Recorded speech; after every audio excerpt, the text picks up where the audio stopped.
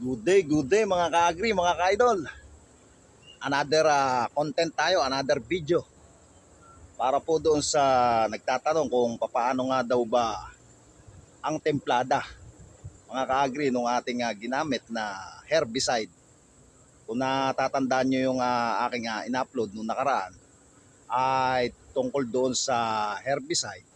Ay ito na po mga ka-agri, mga ka-idol. Ituturo ko yung pamamaraan kung paano nga ba tinitimpla.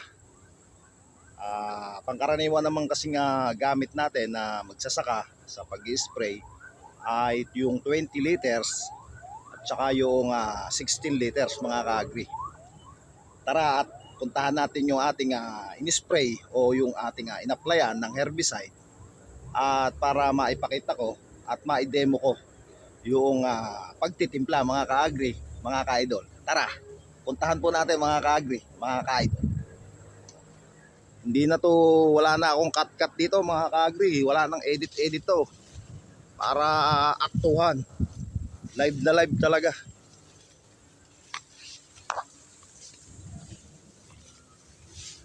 Pagka mga ganitong hindi na ako masyadong nag-e-edit ng gusto mga ka-agri, mga ka-idol.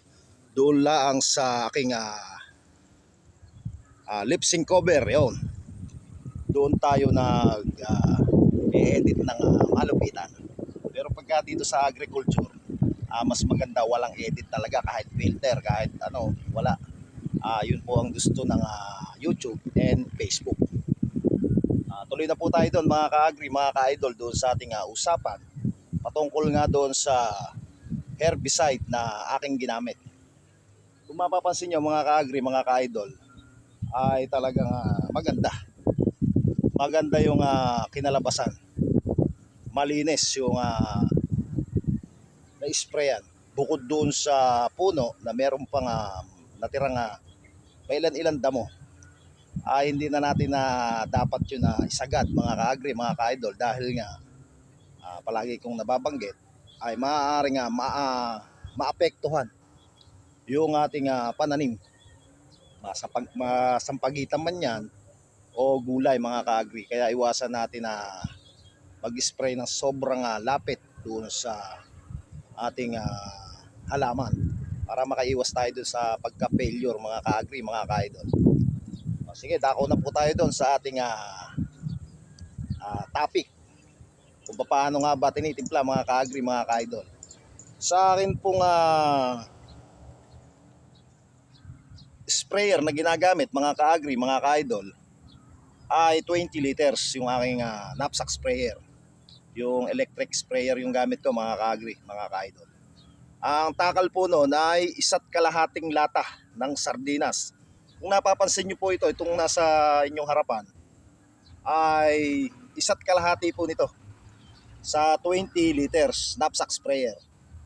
Ngayon, doon naman sa gumagamit ng 16 liters na knapsack sprayer, ay 1 lata lamang po nito ang ihahalo doon.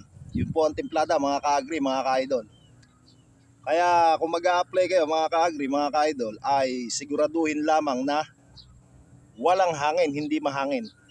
Dahil malaki pa rin ang tsansa na maapektuhan yung ating pananim. Ito ay papakita ko sa inyo yung resulta ng aking ginawang pag-i-spray dito sa 20 liters knapsack sprayer ko na timplada na 1.5 lata nitong sardinas na lata mga ka-agri. Ito yung aking takalan. Sapol na, matagal na. Ito talaga yung aking takalan. Kaya gamay na mga ka-agri, mga ka-idol. Kaya kung mapapansin nyo mga ka-agri, mga ka-idol, ay talaga ng mga malinis. Hanggang doon siya, hanggang doon sa dulo doon, tapos doon. Kaya hanggang doon sa dulong-dulong yon, hanggang doon sa pakurbada pang yun. Pag diretso pa yan dun pag pa-eskwala. Kaya sa pagita, tapos ito, applyan ko din to, ito actual talaga. I-demo ko yung pero ganoon din po yun. Ang pagkakaiba lang ay naandoon yung aking sprayer at tinatakal ko yung yung herbicide at nilalagyan ng tubig. Pero ganoon din po yun mga ka-agri, mga ka-idol. Yung nabanggit ko dito na takal ay yun din po ang aking ginagawa. Mas maganda lang pagmasdan dahil nga naandun yung ano. Pero yun po yung eksaktong aking timplada mga ka-agri, mga ka-idol. Kaya kung mapapansin nyo, herbicide yun mga ka-agri. Talagang maapektuhan talaga yung ating pananim. Pero kung nasa tamang diskarte nga mga ka-agri, mga ka-idol, ay ganito kaganda ang magiging resulta sa tamang paggamit.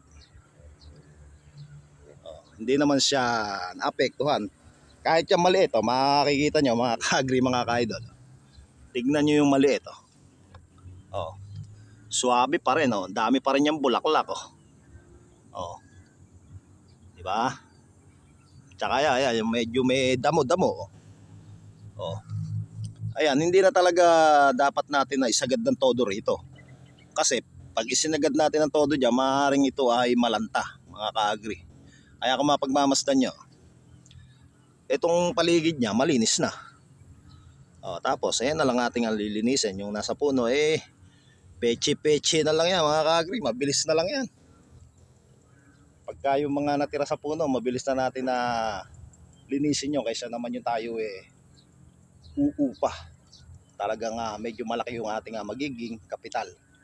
Kaya naibahagi ko nga itong pamamaraan na ito para doon sa ating mga kasaka na hindi masyadong malaki yung kapital, napakalaking tulong nitong pamamaraan na ito mga ka-agri, mga ka-idol. Kaya ang may papayo ko lang talaga mga ka-idol ay ingat po talaga sa pag-a-apply dahil malaki ang tsansa na maapektuhan talaga yung ating pananim. Talagang yan mangungulot mga ka-agri kapag hindi tama ang pag-a-apply ng ating herbicide na ginagamit. At saka nga pala doon sa pangalan noong aking ginagamit mga ka-agri ay Firestorm ang kanyang pangalan mga ka-agri. Pero napakaraming pangalan niya, marami siyang brand. Pero yung active ingredients niya ay parehas lang mga ka-agri. Contact herbicide. Yun po ang gagamitin nyo kapag may halaman mga ka-agri, mga ka-idol. Mas safe siya.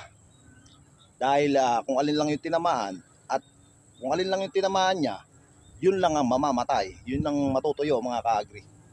Kaya inuulit ko mga ka-agri, kaya pagka mag-spray kayo, huwag nyong masyadong ilalapit sa halaman. Kailangan hindi yun maampiyasan. Kasi pag naampiyasan yun, sigurado hindi man yun mamatay ay maapektuhan. Medyo magdadamdam.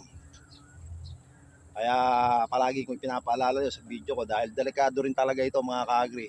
Pero nga pagka nagamay nyo na, talaga naman the best. Talagang napakalaking tulong sa isang magsasaka mga ka-agri.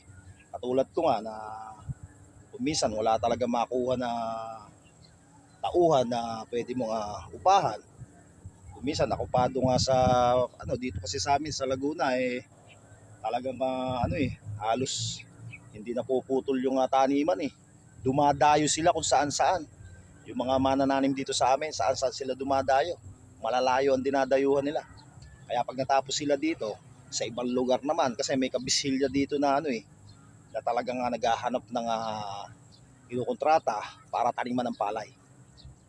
Kaya kung minsan nga nahihirapan kami na sa pagkita rito na tsaka yung mga magugulay, kapag kinailangan namin ng tao na maglilinis ay wala kaming maupahan. Kaya napakalaking tulong nito mga ka-agri, itong contact herbicide para sa ating magsasaka. Sige po mga idol, yun lamang po. Sana po may natutunan po kayong tips sa video ito. Ingat po tayo and God bless.